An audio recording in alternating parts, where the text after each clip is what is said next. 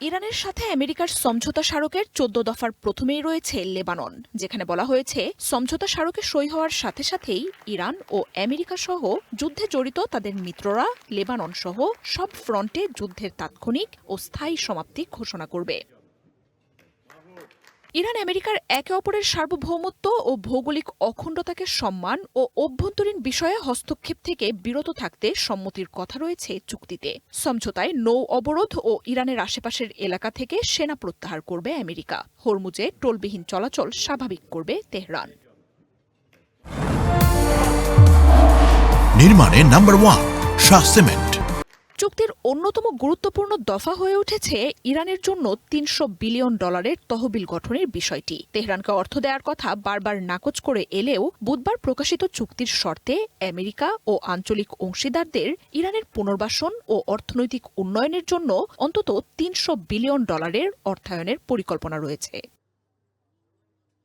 এছাড়াও চূড়ান্ত চুক্তির অংশ হিসেবে জাতিসংঘ নিরাপত্তা পরিষদ, আন্তর্জাতিক আণবিক শক্তি সংস্থা সহ ইরানের ওপর আরোপিত নিষেধাজ্ঞা প্রত্যাহার করবে আমেরিকা। কখনোই পরমাণু অস্ত্র তৈরি না করা ও দেশটি থেকে ইউরেনিয়াম সরানো এবং এই সংক্রান্ত অন্যান্য বিষয় সমাধানের প্রতিশ্রুতি দিয়েছে ইরান।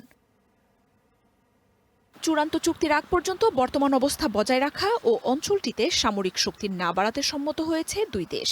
সমঝোতা স্মারক স্বাক্ষরের পর অপরিশোধিত তেল, পেট্রোকেমিক্যাল পণ্য ও সংশ্লিষ্ট সেবা রপ্তানির অনুমোদন পাচ্ছে তেহরান।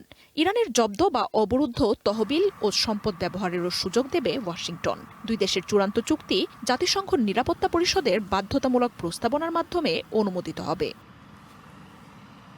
এদিকে আমেরিকা ইরানের চুক্তির শর্ত প্রকাশের পরই ক্ষোভের ঝড় উঠেছে ইসরায়েলে। আল জাজিরা বলছে ১৪টি শর্তের কোনো দফাতেই ইসরায়েলের স্বার্থ রক্ষা বা যুদ্ধের কোনো উদ্দেশ্য পূরণ হয়নি। তেহরানের সমৃদ্ধ ইউরেনিয়াম নিয়ে কোনো সমাধান আসেনি। উল্টো ইসরায়েলের সবচেয়ে বড় উদ্বেগের কারণ হয়ে দাঁড়ানো ইরানের ব্যালিস্টিক কর্মসূচিকে সমর্থন দিয়েছেন ট্রাম্প। ইসরায়েল ঘিরে থাকা ইরান সমর্থিত হামাস, হিজবুল্লাহ, হুথির মতো প্রতিরোধ জোট নিয়েও কোনো আলোচনা নেই চুক্তিতে।